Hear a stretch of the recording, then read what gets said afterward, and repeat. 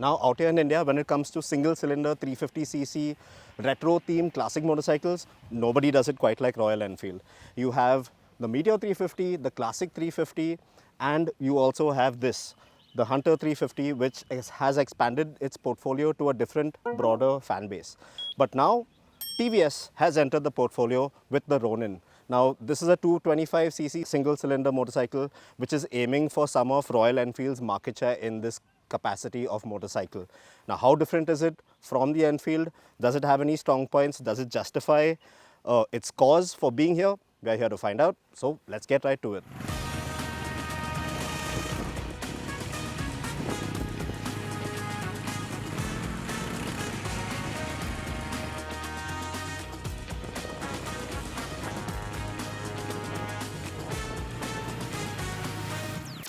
Now, one quick glance at the Hunter 350 and you can immediately tell of its simplistic nature and its thoroughbred, very English style roadster styling. But then when you come over to the Ronin, well, it's a bit of a mixed bag because it has some elements that lean towards cruiser, some that tell of its scrambler kind of intent. And yes, well, to be honest, as a whole, this design, well, it won't appeal to all. Now, with the Hunter, you know exactly what you're looking at and you have this idea of what to expect from this handsome looking motorcycle. But with the Ronin, well, it's really confusing because it's got this stretched out front end that gives it a cruiser look up front. Then there's the fancy LED headlight and the golden upside down fork that throws hints of a sports motorcycle in there. And then there's the engine guards and side panels that give the bike a certain amount of ruggedness. There's an odd mix of wearing paint splashed all over the bike as well. It's as though TVS thought of making the Ronin a proper cruiser at first, didn't think it looked sporty enough, though there should be some scrambler elements thrown in as well, and with some fast approaching deadline, threw it all together and launched the bike. So the TVS definitely loses ground when it comes to form, but the Ronin certainly makes up for it in terms of function.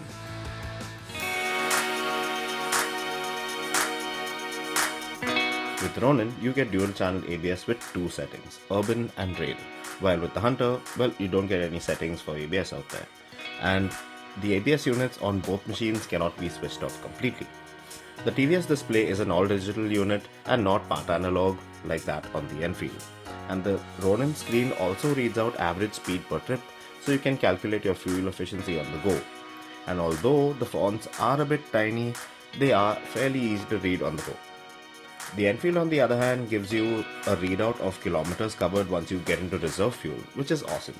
But there's nothing really much besides that.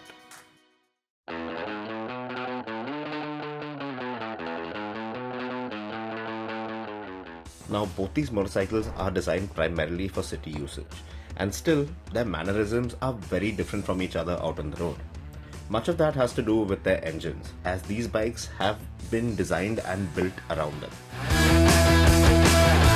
So this J-series engine of the Hunter, well, it's a single cylinder, air-cooled 349cc, which makes around 20 PS of power and 27 Nm of max torque.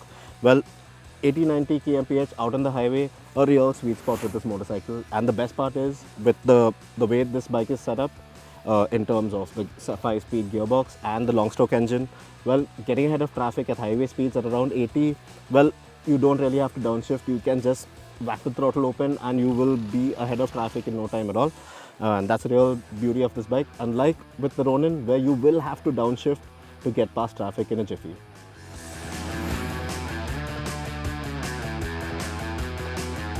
So the single cylinder 225.9cc air and oil cooled unit that powers the Ronin, very different in comparison to the Hunter. Why? Because this is a square engine, which means its bore and stroke is identical. That should imply that it revs a lot better than the unit on the Hunter.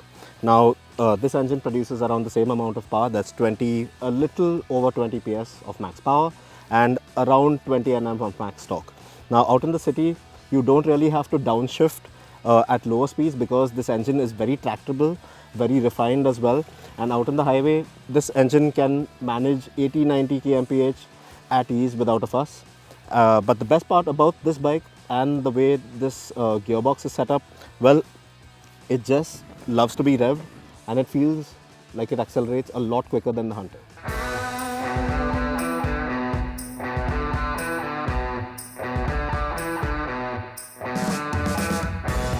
Alright, now to get to your toolbox in your Hunter 350, it's slightly more complicated than the Ronin. You've got to get the key, come out here to the side panel. You have to remove the side panel completely, which is a little tricky.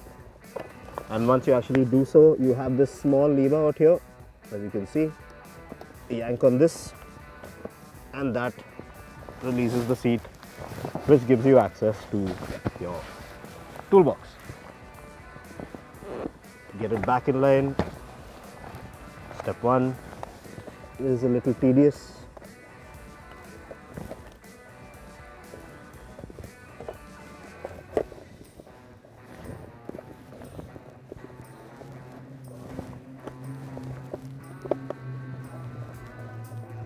And it doesn't really fit in. You've got to really struggle with this one.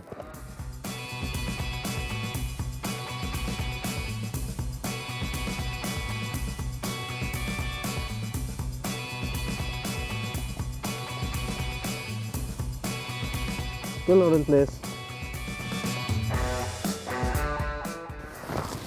Yes, it can be a little tasking.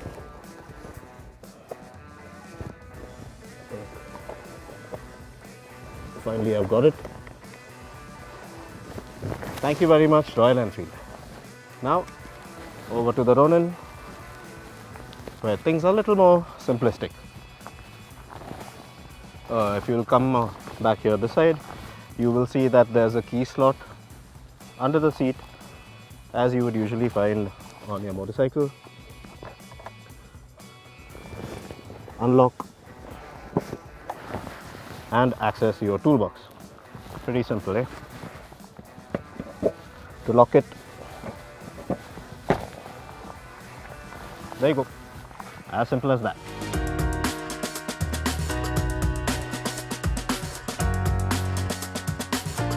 Getting astride the Hunter 350, as you can see, swinging a leg over the seat height of 790 mm, fairly easy.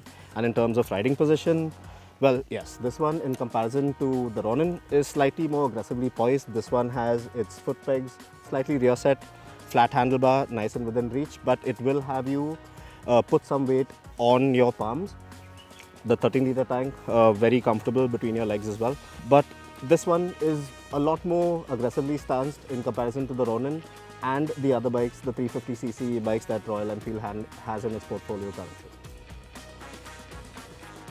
Now, even though the Hunter has been designed to excel within city limits, I couldn't understand for the life of me why Enfield would give this bike such a heavy clutch. Sure, the levers, like every other component on this bike, feels sturdily built, but over time, in peak traffic, employing this clutch very often would definitely be painful. Otherwise, the bike is a breeze to ride in and around town. The Hunter will have you in a slightly sportier stance when compared to the other two 350cc cruiser style bikes in the RE shed. So taking on corners on this one definitely feels a lot better. But in long runs, out on the highway, especially with a pillion aboard, things can get uncomfortable on account of the small narrow seat. Whenever I had to go hard on the brakes, I'd keep sliding in front into the tank, but what's worse was that my pillion helmet would pretty much always keep bumping into mine, which was supremely annoying. Alright, so now getting astride the Ronin, yes, fairly easy, just like the Enfield. And riding position, yes, now this is a more relaxed riding position. The handlebar is more upright, the foot pegs, well, little more forward set, and a very more relaxed riding position overall compared to the Enfield. Now, the seat as a whole, yes, this one feels a little more well padded and a little broader. Well, it should give you a little more comfort on the go in the long run as well.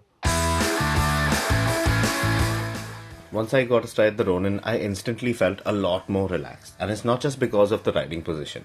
It's the way this bike behaves and responds to undulations on the road, especially that rear monoshock. Man, that's a far cry from the stiff dual springs on the Enfield. Otherwise, the TVS feels very nimble in and around the city, just like the Enfield. But with the Ronin, the clutch is super light and the levers are also span adjustable, which is a plus point. The other commendable bit is that neither you nor your pillion will be sliding about the place when you're forced to stab the brakes hard. There's a lot of thought that's gone into the Ronin. I just wish that this one looked a little more desirable. And actually, that's one thing that I think this bike lacks, that desirability quotient. And much has to do with the way this bike looks. Because in terms of downright functionality, well, it pretty much has it covered.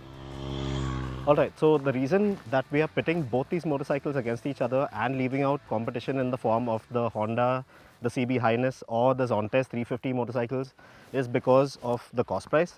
Now both these motorcycles are priced roughly the same, which is around 1,65,000 rupees, and the competition which isn't here, clearly, well, those are more expensive machines.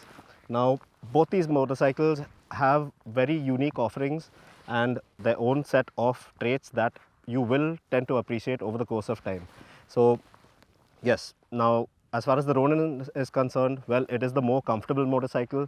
It is the easier to ride, the more tractable for the city. And when you consider that, yes, the Hunter might not be the easiest motorcycle to manage in the city, but if you wanted that little more engaging ride out on the highway, you had that one instance where you wanted to go out and have some fun on a weekend, get out of town, well, this bike proves the more engaging point. But in terms of features, ride quality, well, bang for your buck as a whole, the Ronin definitely has more to offer in terms of all of that as compared to the Royal Enfield. Now, the good thing about the Royal Enfield is that with this motorcycle, it opens a doorway for you to enter that whole Royal Enfield way of life, the whole biking culture as it was, and that is something that will attract its own unique customers and buyers. Now the logical choice between the pair has to be the Ronin because, well, honestly, it's the easier motorcycle to ride. It has the most amount of features. It's supremely comfortable in comparison to the Enfield. But then again, the Enfield, yes, in case you wanted that little more of a dynamic ride, not so laid back, not so easy going, a little more involving overall, well, this one would be the motorcycle for you to choose from the pair.